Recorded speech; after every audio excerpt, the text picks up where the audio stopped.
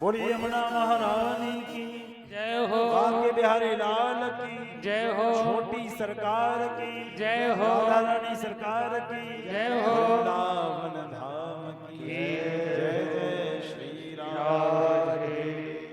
तो वृंदावन में जब मैं पहुंचा, यमुना तट मापन्नो यत्र लीला हरेर भूत, जहां नारायण ने कृष्ण बन के लीला की थी, मैं वहां पहुंचा और मैंने क्या देखा प्रभु, मैंने एक अद्भुत कौतुक देखा। क्या? मैंने देखा एक 20 वर्ष की स्त्री है, उस स्त्री की गोद में दो बूढ़े पुरुष जर्जर जो हो चुके हैं, वो बूढ़े पुरुष विश्राम कर रहे हैं और कुछ युवतियां उस पर उन पर पंखा चल रही है। बड़ा अद्भुत कौतुक मैंने देखा। कुछ युवतियां पंखा चल रही है। मैं निकलता जा रहा था, लेकिन उस स्त्री ने जो प्रमुख थी 20 वर्ष की थी, उसने मुझे आवाज लगाई और हाथ से इशारा किया और रोका। कहा, भो भो साधु क्षणं तिष्ठा। अरे अरे महात्मन नारद जी, एक क्षण रुको, एक क्षण रुको। भो भो साधु क्षणं तिष्ठा मम चिंता विनाशय। एक क्षण रुक जाओ और मेरी चिंता का समाधान करते जाओ, मेरी समस्या का समाधान करते जाओ। नारद जी भक्त वत्सल हैं, पिघल गए और उतरे। कहा, देवी क्या चिंता है, कौन है आप? तो उस युवती ने जो अपना परिचय दिया वो सुनिए। क्या बोला? प्रभु पहले मेरा परिचय सुनिए, मैं कौन हूं। अहम भक्ति विख्याता,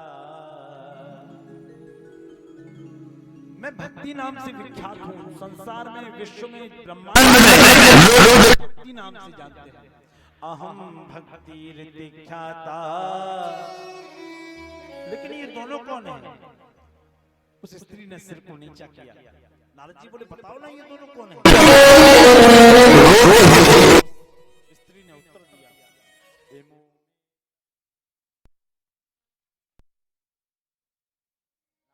झूठ बोलती है, आप 20 वर्ष की जवान है, आपके पुत्र बूढ़े कैसे हो जाएंगे? क्या गोद लिया था इनको इतनी अवस्था में? ना, ऋषिराज बात है मरने की, लज्जा की खास निशानी है। बेटों का उधर बुढ़ापा है, माता की इधर जवानी।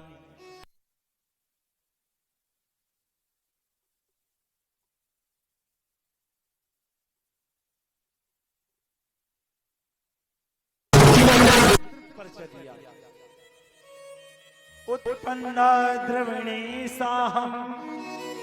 द्रविण बोलते हैं दक्षिण भारत को। मैं दक्षिण भारत में उत्पन्न हुई। अगर भक्ति देखनी है दक्षिण भारत में देखिए।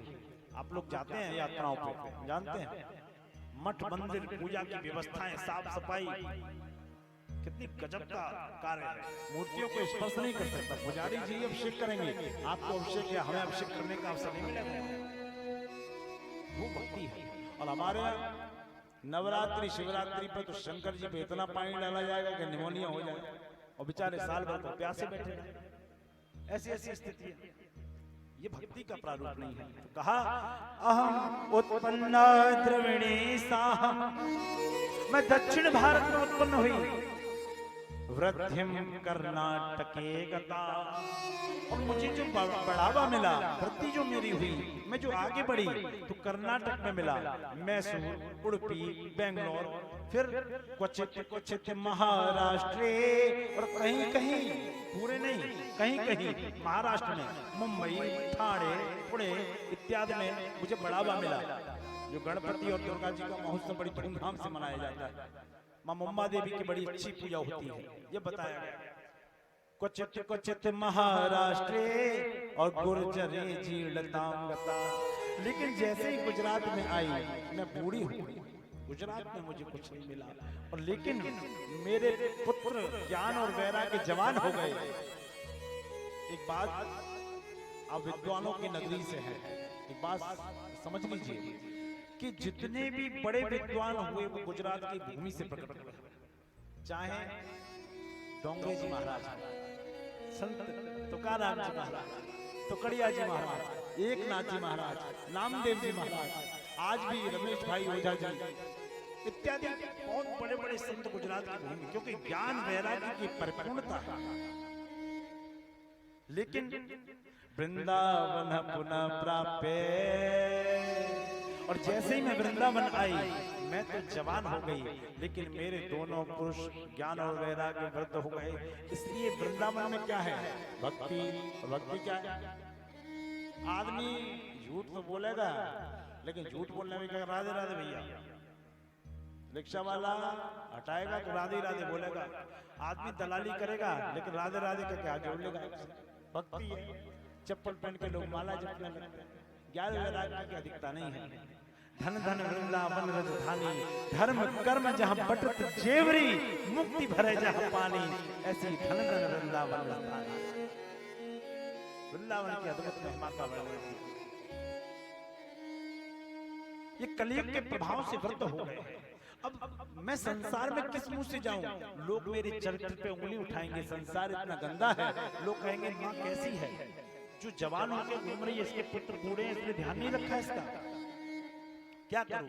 नारद जी ने कहा कुछ मत करो, हम ज्ञानी हैं। नारद जी ने वेद वेदांतों के पाठ सुनाए, हल्की सी उनमें चेतना आई, जवानी आई, और पाठ जैसे विश्राम किया पुनः वृद्ध हो गए। देवी गीता का पाठ सुनाया, पूर्ण जवान हो गए, पाठ विश्राम किया तो पुनः वृद्ध हो गए।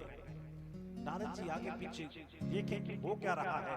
अंत में नारद जी ने कहा, हे ऋषियों, मैं भक्ति ज्ञान वैराग्य के इस समाधान का आपके सामने समस्या को लेके आया हूं, इसका समाधान प्रकट करें। तो ऋषि बोले कोई बड़ी बात नहीं है, कैसे होगा समाधान, बताओ तो सही।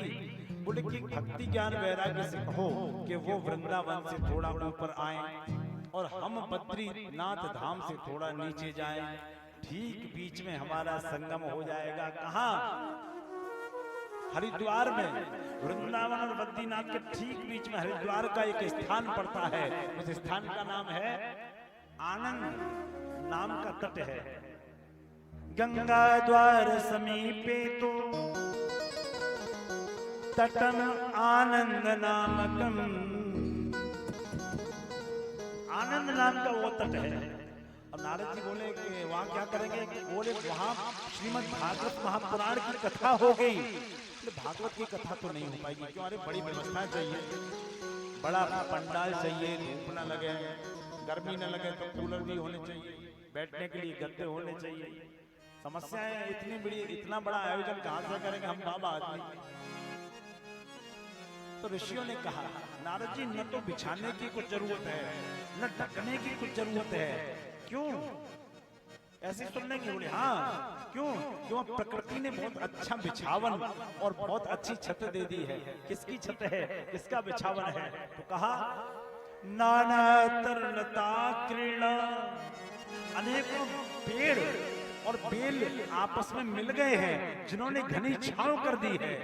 नव कोमल बाल का, और गंगा जी की नई और कोमल बालू बिछी हुई है, उससे ज्यादा कोमल मुलायम कुछ हो ही नहीं सकता, इसलिए कुछ भी करने की जरूरत नहीं है। तो नारद जी बोले प्रचार हम करेंगे। बीणा उठाया और प्रचार करने लगे। हरिद्वार में कथा हो रही है, हरिद्वार में कथा हो रही है, हरिद्वार में कथा हो रही है। यज्ञ पितृ गंधर्व मनुष्य पर्वत नदियां सारे कथा सुनने जा रहे हैं, और जो नहीं जा रहे उनको भृगु जी पकड़ पकड़ के खींच रहे हैं, चलो कथा सुनने, चलो कथा सुनो, चलो कथा सुनो। 3 आसनों का बिछावन बिछाया गया, भक्ति ज्ञान वैराग्य आए, कथा का प्रारंभ हुआ और कथा का विश्राम हुआ।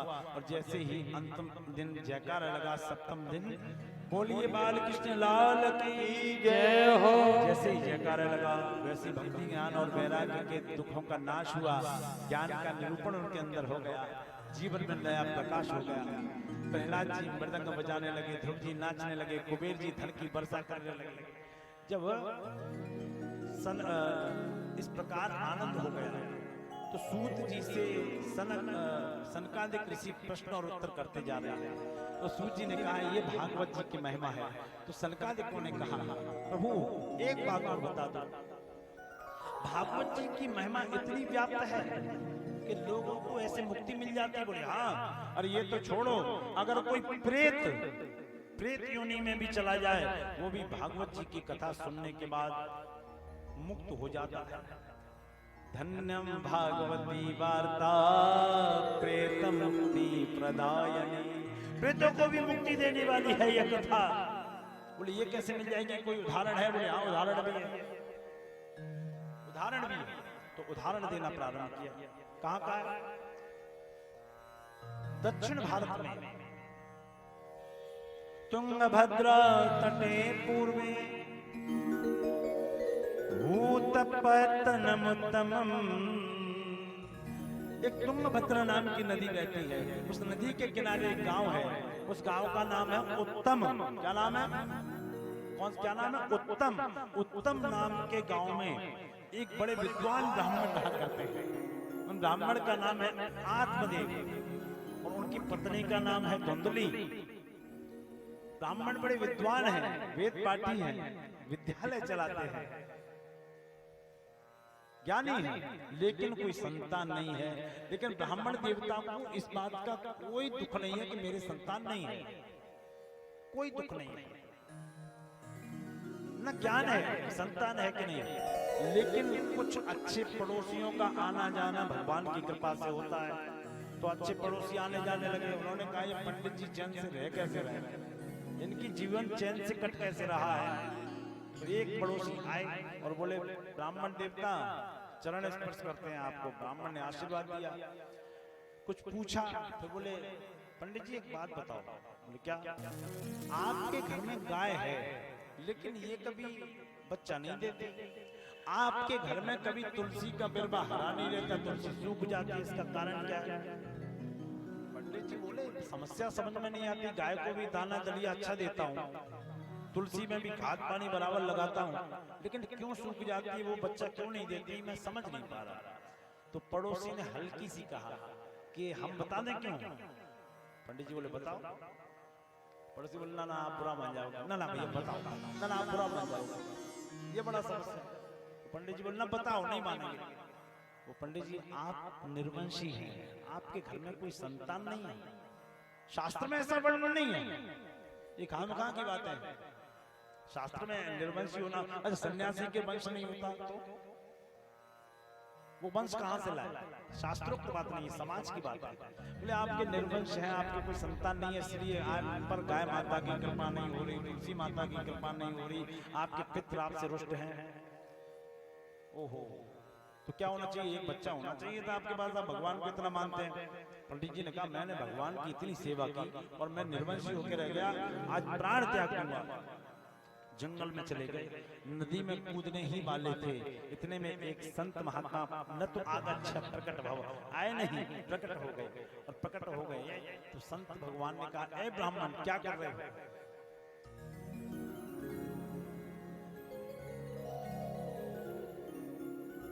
क्या हुआ आपको?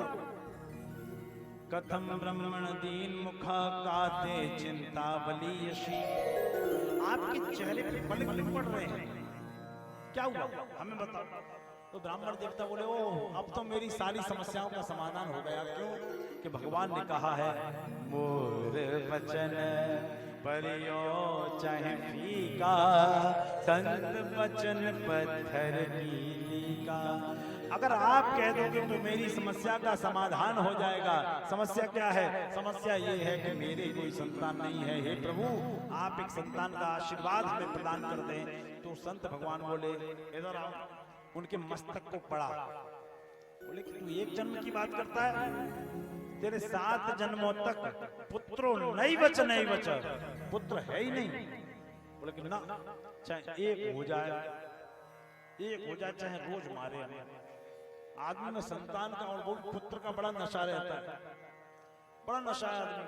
तो संत भगवान बोले अरे ब्राह्मण देवता विद्वान हो, प्रवचन करते हो, पुत्र हो तो खुशी और ना हो तो डबल खुशी मनाओ। क्यों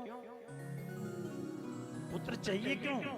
वो बोले कि अरे वो हम मर जाएंगे तो हमारा क्रियाकर्म कौन करेगा? जब हमारा सिर फटेगा शमशान में तो उसमें 1 लोटा घी कौन भरेगा? संत महात्मा बोले वही तो पुत्र है जो कहता है थोड़ी सी खोपड़ी रही है जल्दी और चले, घी भर देता है उसको। नहीं चाहिए सब, तो बोल दो ना, एक हो जाए चाहे रोज मारे। संत भगवान बोले ना, ऐसा हो ही नहीं सकता, तेरे कोई संतान का सुख है ही नहीं। बोले क्या करेगा? अरे मैंने अगर कोई बुरे कर्म किए होंगे तो पिंडदान करेगा, तर्पण करेगा, जलदान करेगा, श्राद्ध करेगा और मेरी मुक्ति हो जाएगी। संत भगवान हंसे, विद्वानों की सभा है, ध्यान से सुनो। मुक्ति अपने कर्मों से होती है, संतान के कर्मों से। जिंदगी भर किलो का 900 ग्राम तोले, गरीबों को सताएं, हत्याएं करें और संतान हमारे एक नहीं 1 लाख पिंड दान कर दे, मुक्ति हो जाएगी क्या? ना, योनि परिवर्तन हो सकता है, कुछ कष्ट कम हो सकते हैं। पिंड का अर्थ वो आते वाले तो प्रतीकात्मक है। ये पिंड जब भगवान को अर्पित हो जाएगा ना, इस पिंड को जब अर्पित कर देंगे, तू मेरा और मैं तेरा, तो मुक्ति होना हो ही जाएगा। किसी ने पूछा मोक्ष और मृत्यु में अंतर क्या है, तो उत्तर आया सांसें समाप्त हो जाएं और वासना बनी रहे, ये मृत्यु है। और सांसें बनी रहे, वासना समाप्त हो जाए, ये मोक्ष है, मुक्ति है। पिंडदान बोलना, तेरे पुत्र है ही नहीं, होगा ही नहीं। ब्राह्मण ने कहा अगर नहीं है तो मैं आपके चरणों में सर पटक पटक के प्राण दे दूंगा। तो संत भगवान बोले अरे ये मर गया तो ब्रह्म हत्या और लग जाएगी हमें। एक फल लिया और दे दिया, ले जा और अपनी पत्नी को दे देना, उसको गर्भ आएगा, वो गर्भवती हो जाएगी, तो संतानवान हो जाएगा। संत का आशीर्वाद कभी बेकार नहीं जाता, लेकिन संत होना चाहिए। संतन के संग में लाग रे,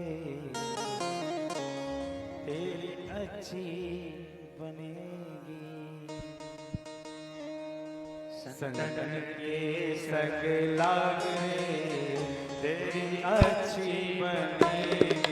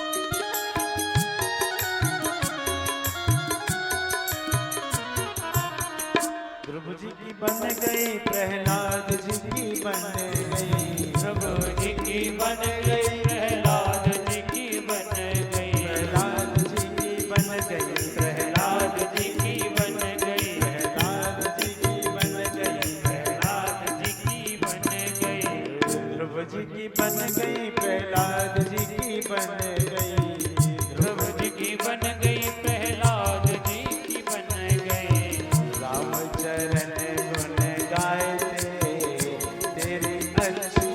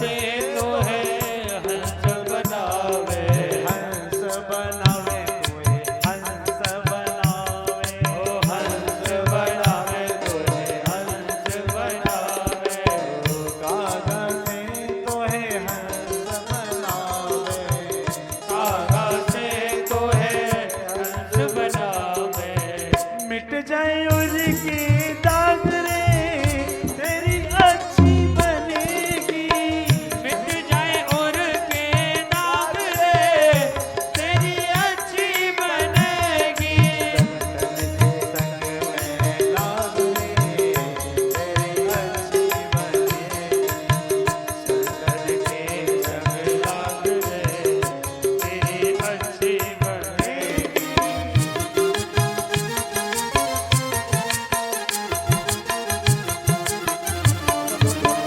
श्री राधे श्याम।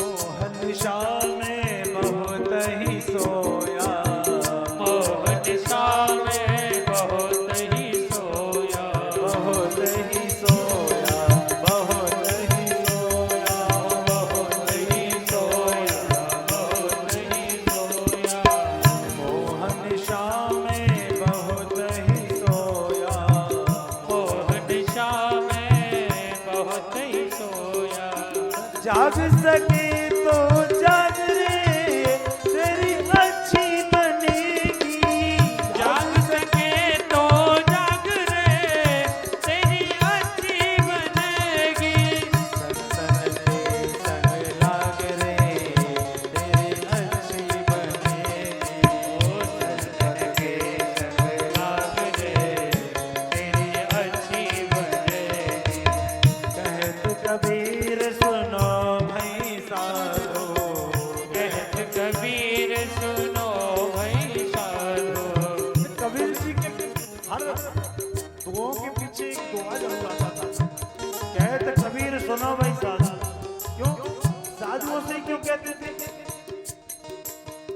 वो जानते थे कि हमारी बात कोई ग्रस्त तो मानेगा नहीं।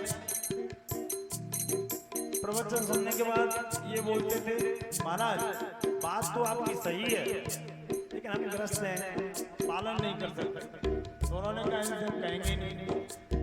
कहत कबीर सुनो भाई साधु, कहत कबीर सुनो भाई साधु, सुनो भाई साधु, सुनो भाई साधु, सुनो भाई साधु, सुनो भाई साधु, कहत कबीर सुनो भाई साधु, कहत कबीर सुनो भाई साधु, ओहे तेरो बड़ काज रे तेरी अच्छी बनेगी, होए तेरो बड़ भाग रे तेरी अच्छी बनेगी, संतन के संग में लाग रे तेरी अच्छी बनेगी, संतन के संग लाग रे तेरी अच्छी बनेगी।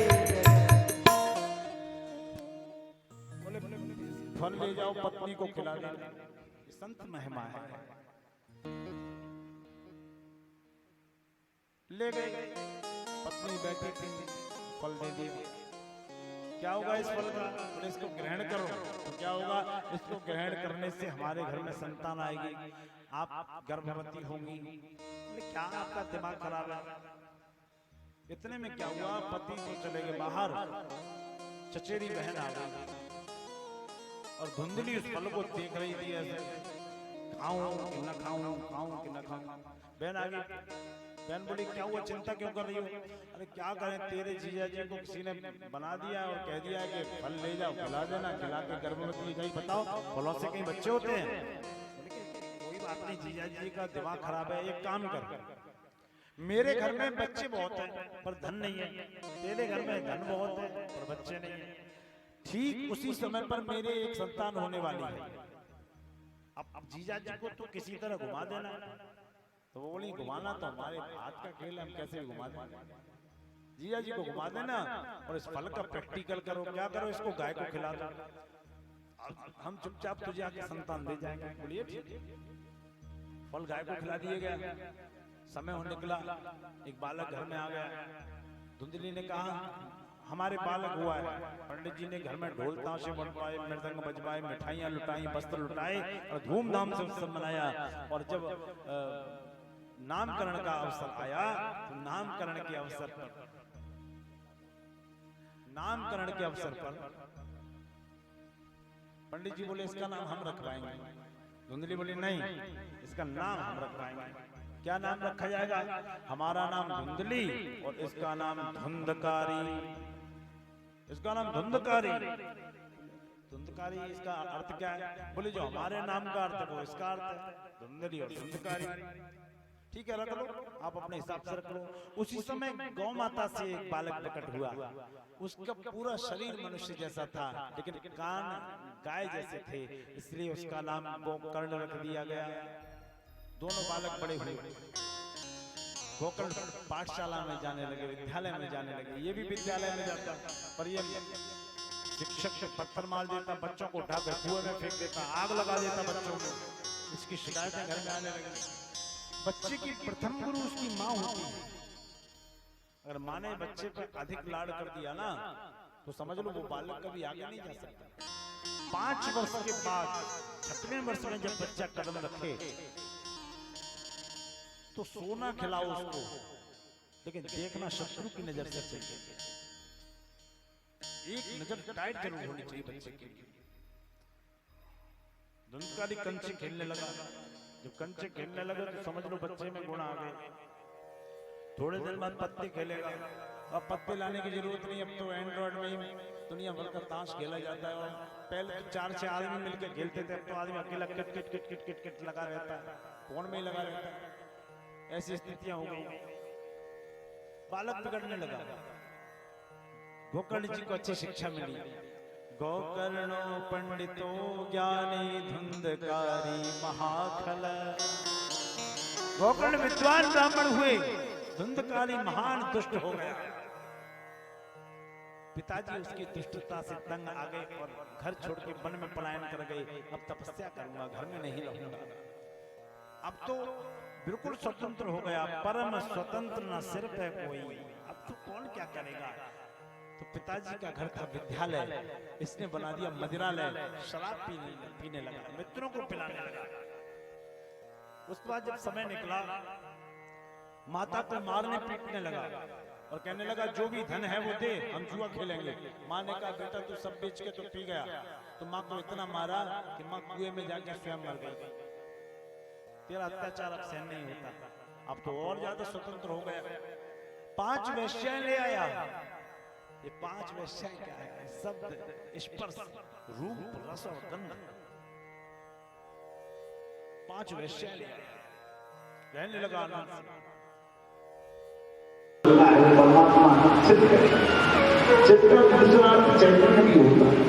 ने कहा कि चोरी किसी दिन पकड़ी जाएगी और ये खुद तो मरेगा, हमें भी मरवाएगा। ये ठगी डकैती का पेशा अपना प्रभाव दिखलाएगा। ये जाएगा सो जाएगा, संग में हमें ले जाएगा। तो क्या करें? आज इसका अंत कर कर चोरी करके लौटा। वेश्याओं ने उसको शराब पिलाई, मदिरा पिलाई, 4 पाई पे कस के बांध दिया और एक चूल्हे में अंगारे जलने रख दिए। अंगारे तप रहे थे। तस्तरी में अंगारों को भरा, उसका मुंह खुलवाया और तप तंगार समूहांश तन मुखे। उसके मुख में अंगारों को उड़ेल दिया। अंगारा उसका गला जल गया। ऐसी दुर्गति हुई कि अंत समय में अपनी आवाज भी नहीं सुन पाया। प्रेत बन गया। वैश्या धन लेके भाग भाग। किस पे भरोसा किया उसने? धन लेके चली गई, प्रेत बन गया। गोकर्ण उन दिनों तीर्थ में थे। उन्होंने सुना मेरा भाई मृत्यु को प्राप्त हुआ है, तो सबका श्राद्ध किया। और एक दिन उनका मन आया कि अपनी जन्मभूमि पे चलूं, तो आए अपनी जन्मभूमि पे, अपने घर का दरवाजा खोला, एक चारपाई बिछी थी, उस पर विश्राम करने लगे। सामने से कभी भैंसे की आवाज आती, कभी बकरी की, कभी शेर की, कभी बिल्ली की, कभी श्यार की। गोकर्ण जी ने हाथ में जल लिया, अभिमंत्रित किया, प्रोक्षण किया, तू कौन है? तो सामने से एक आवाज आई, अहम भ्राता तुदीयोस्मि, मैं तुम्हारा भाई हूँ, धुंधकारी इति नामता, और मेरा नाम धुंधकारी है। धुंधकारी, तू प्रेत बन गया?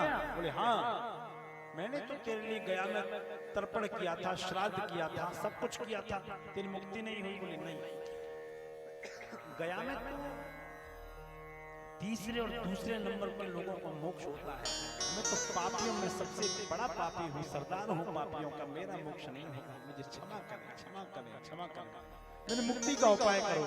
प्रातः काल हुआ, भगवान सूर्य से निवेदन किया कि इसकी मुक्ति कैसे होगी। भगवान सूर्य ने उपाय बताया, इसके लिए महापुराण की कथा सुनवाओ, उसका मूल पाठ करवाओ। श्रीमद् भागवत महापुराण के लिए एक सुंदर व्यास गद्दी का निर्माण किया गया, उस पर गोकर्ण जी विराजे हैं, पूरे गांव भर को निमंत्रण है, पूरा गांव आके बैठा है, 7 गांठ का बांस लगा है, उसमें धुंधकारी का आवाहन किया गया, धुंधकारी आके उसमें बैठ गया और बैठ गया। कथा का प्रारंभ हुआ, प्रथम दिन की कथा सुनाई, तो प्रथम दिन की कथा के बाद प्रथम ग्रंथिम विवेदनम, द्वितीय ग्रंथिम विवेदनम, इस प्रकार सप्त ग्रंथिम विवेदनम, 7 ग्रंथियों का भेदन हो गया। धुंधकारी एक सुंदर राजकुमार के रूप में परिवर्तित हो गया और वैकुंठ लोक से विमान चला आ रहा था।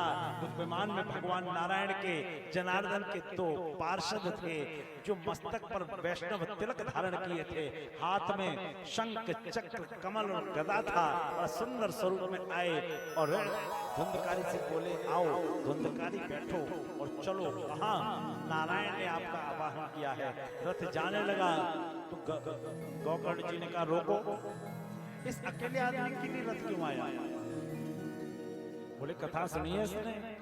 बोले कथा तो पूरे गांव ने सुनी है, पूरे मैथिली ने सुनी है, एक आदमी का कल्याण कैसे? ये भेदभाव क्यों? भेदभाव क्यों किया गया? पार्षद हंसे, पार्षद बोले सुनी सबने है, लेकिन जैसे इसने सुनी है वैसे किसी ने नहीं सुनी, इसने एकाग्र चित्त होकर सुनी है, इसने नियम से सुनी है। तो कथा का भी कोई नियम होता है? बोले हाँ, तो नियम बताए गए कथा का। क्या नियम बताए गए? अब सुन लो ध्यान से। कथा प्रारंभ कैसे हो? यूं तो ये सार्वजनिक कथा है, हमारा ट्रस्ट है श्री किशोरी कृपा चैरिटेबल ट्रस्ट, उसके अध्यक्ष हमारे बड़े भाई श्रीमान पवन गोयल जी काका जी हैं। उस ट्रस्ट के माध्यम से श्री धाम वृंदावन में आश्रम निर्माण हो रहा है, श्री राधा शक्ति पीठम, उसी के सहयोगार्थी कथा है। तो ये तो सार्वजनिक है, लेकिन कथा जब व्यक्तिगत हो, अपने पूर्वजों के लिए हो, पितरों के लिए हो, तो उसका नियम क्या है वो भागवत जी में बताया गया। उसको क्या बताया? सबसे पहले दैवज्ञम तु समाहूय मुहूर्त प्रचयत्नतः, एक विद्वान आचार्य से मुहूर्त का शोधन करा। उसके बाद कथा होने का चाहिए तो तीर्थे वापी वने वापी, किसी तीर्थ में कराओ, किसी वन में कराओ, किसी मंदिर में कराओ, और अगर वहां भी व्यवस्था ना हो पाए तो गृहे वापी तथैव च, और वहां भी व्यवस्था ना हो पाए, आपकी व्यवस्था नहीं है तो घर के कमरे में वेदियों की स्थापना करो और भागवत जी का मूल पाठ करवाओ, वो पूर्ण कथा मानी है। फिर क्या करना चाहिए? कथा कहने वाला कौन होना चाहिए, ये बड़ी समस्या है। भागवत जी के महात्म के 6वें अध्याय के 20वां श्लोक जो कहता है वो आपके सामने रखना है। उस श्लोक में दिया है, विरक्ता वैष्णवा विप्रा, कथा कहने वाला या तो विरक्त हो, सन्यासी, जिसको अपना ही ज्ञान ना हो कि मैं कौन हूं, परमहंस हो, नहीं तो वैष्णव हो, ब्राह्मण हो, जो राम कृष्ण नारायण कृष्ण राधा रानी इनका उपासक, अन्यथा पितामह भीष्म बहुत बड़े ज्ञानी थे लेकिन व्यास गति स्वीकार नहीं की थी।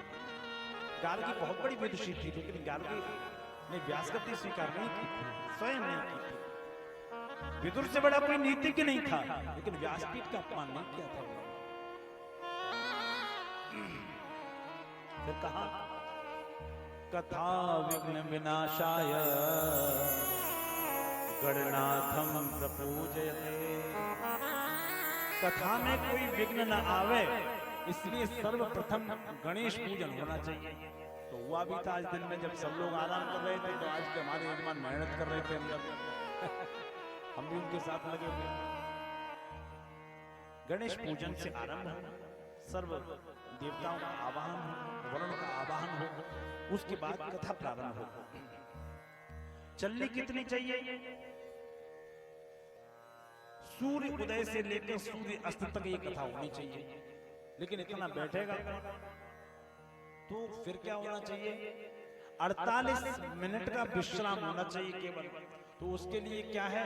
बोले भागवत जी का मूल पाठ हो, 18,000 श्लोक, 12 स्कंद, 335 अध्याय। तो बगल में बैठे आचार्य जी अपना पाठ कर रहे हैं, अभ्यस्त हैं, तो लगभग 6 घंटे ये नित्य पाठ करेंगे।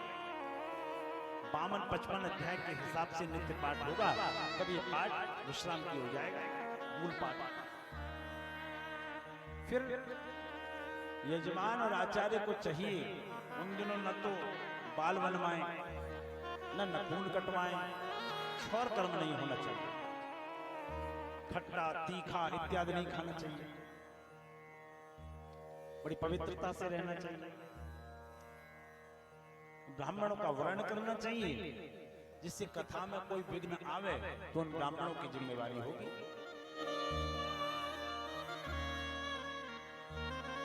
बड़े दिव्य नियम बताए।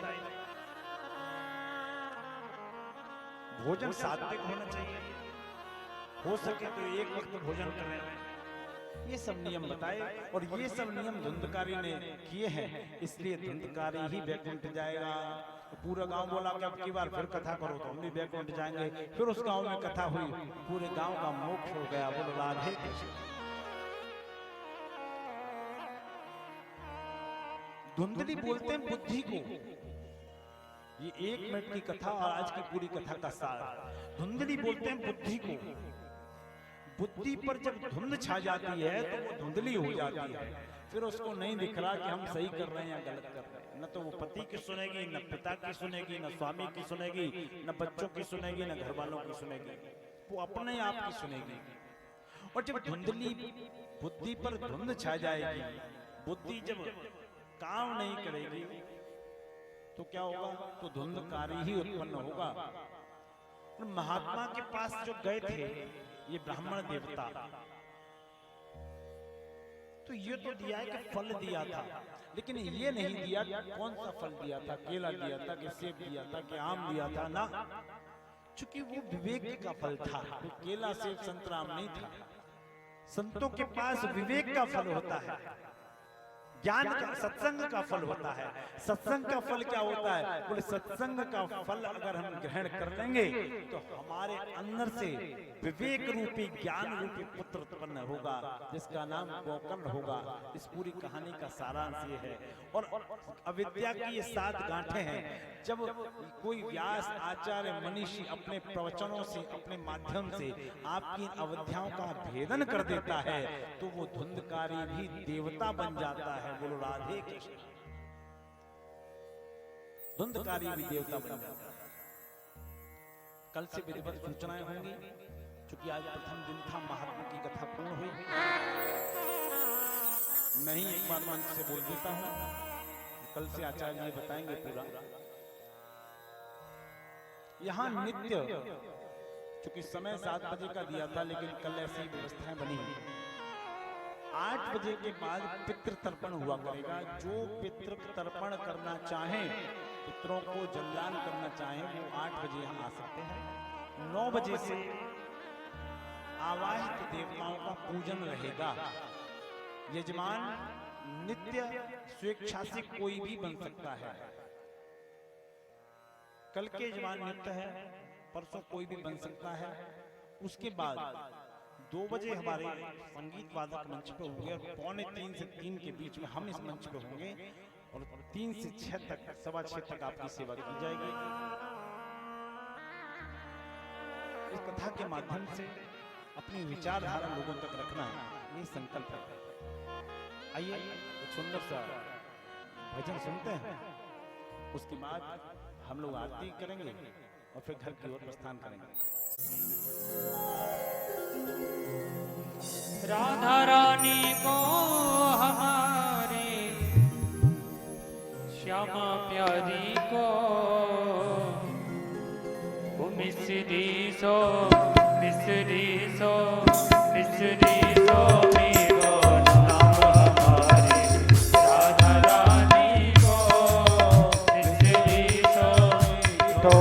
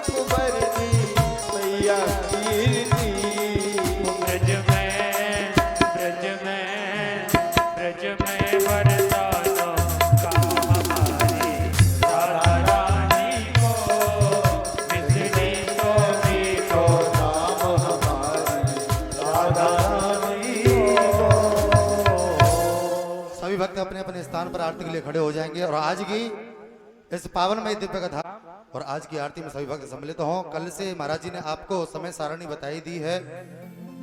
2 बजे हमारे संगीतज्ञ मंचासीन हो जाएंगे और ठीक 2:45-3 बजे व्यास जी महाराज मंचासीन हो जाएंगे और 3 से कथा प्रारंभ होकर 6, 6:15 तक कथा को आप सभी भक्त श्रवण करेंगे। अपने समय का ध्यान रखते हुए कथा में निरंतर आते रहें, भीड़ बढ़ाते रहें और आनंद लेते रहें। आइए सभी भक्त आरती की ओर चलें। ओम श्री ज्वालामाले नमो नमः, रत्नेश्वरे नमो नमः। चंद्रमा मनसो जात चक्षो सूर्यो जायतः, श्रोत्राद्वाहि च प्राणस्य मुखादग्निरजायत। श्री बांके बिहारी तेरी आरती गाओ, श्री बांके बिहारी तेरी आरती गाओ। हे गिरधर तेरी आरती गाओ, हे गिरधर तेरी आरती गाओ। आरती गाओ प्यारे तुमको मनाओ,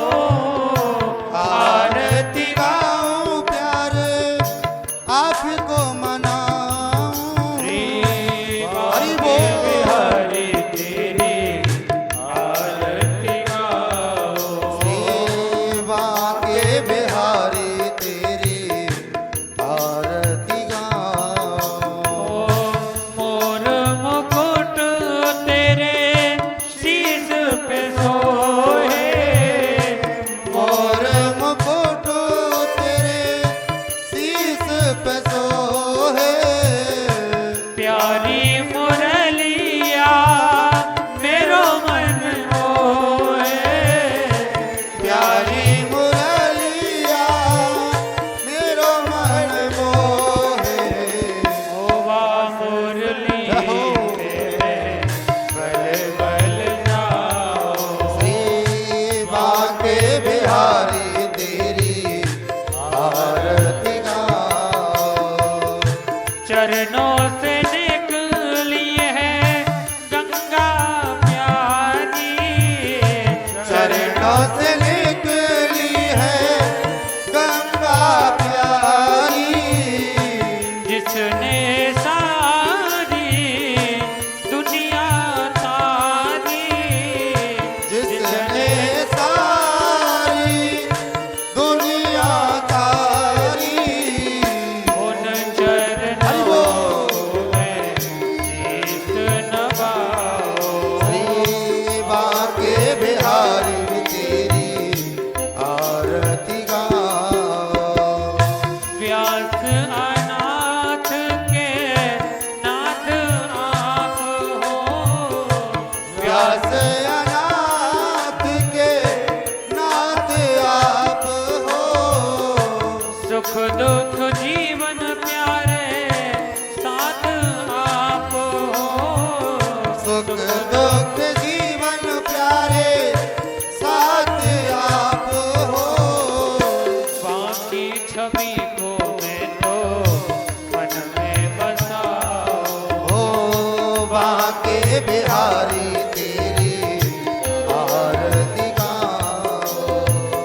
श्री हरिदास के प्यारे तुम हो, श्री हरिदास के प्यारे तुम हो। मेरे मोहन रहो जीवन धन हो, मेरे मोहन जीवन धन हो। युगल छवि को मैं तो मन में बसाऊं, हो बांके बिहारी तेरी आरती गाओ। रसिक बिहारी तेरी आरती गाओ, हो रसिक बिहारी तेरी आरती गाओ। संग में विराजे बरसाने वारी, संग में विराजे बरसाने बारी, ललिता विशाखा सखिया प्यारी, ललिता विशाखा सखिया प्यारी। ओ वास सदा हरि बोल। वृंदावन पाओ, हो बांके बिहारी तेरी आरती गाओ। ओ रसिक बिहारी तेरे आरती गाओ, हो रसिक बिहारी तेरी आरती गाओ। कर्पूर गौरम करुणावतारम, ओ संसार सारम भुजगेन्द्रहारम, सदा वसंतम हृदयारविंदे, भवं भवानी सहितं नमामि। त्वमेव माता च पिता त्वमेव, त्वमेव बन्धु तुझ सखा त्वमेव, त्वमेव विद्या द्रविडं त्वमेव, त्वमेव सर्वं मम देव, देव ओ त्वमेव सर्वं मम देव देव, ओ त्वमेव सर्वं मम देव। मम देव देव। ओम जलेनासिगणं मुस्मे देवाय वंदनम् आत्मदेवाय वंदनम्।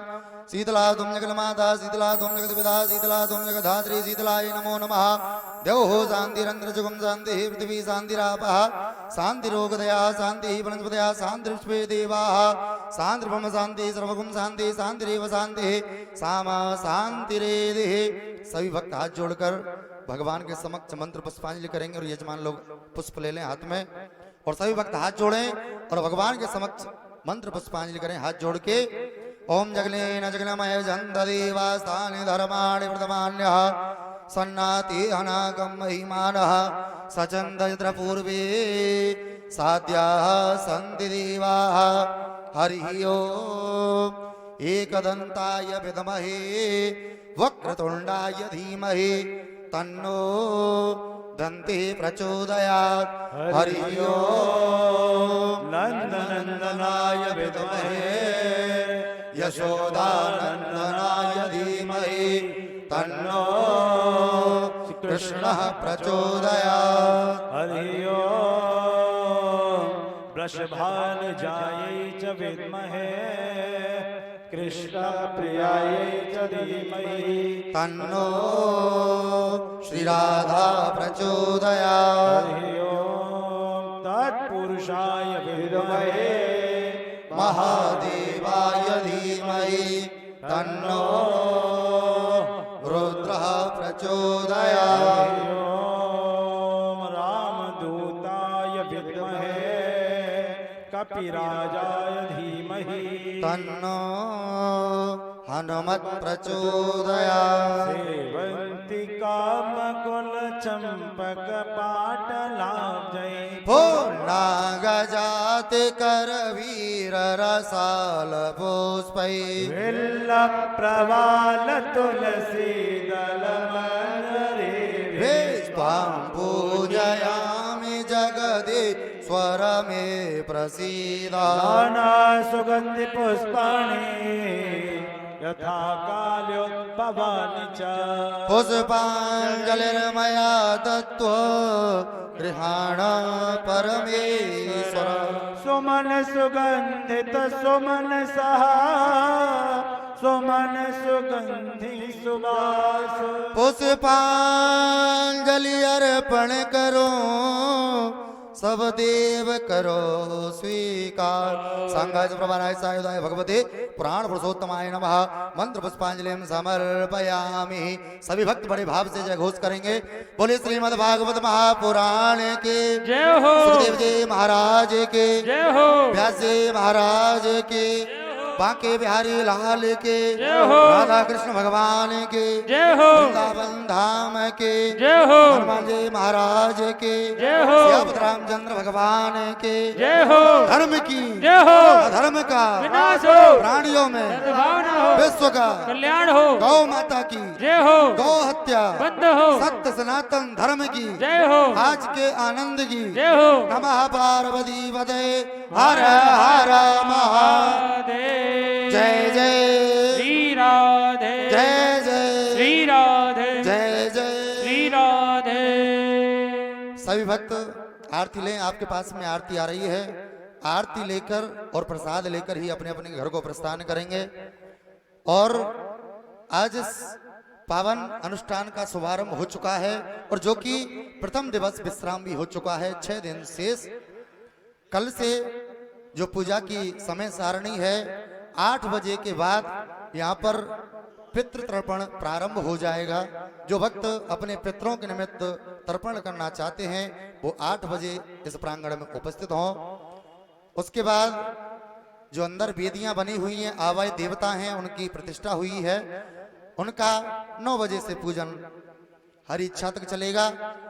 और जो कथा का समय सारणी है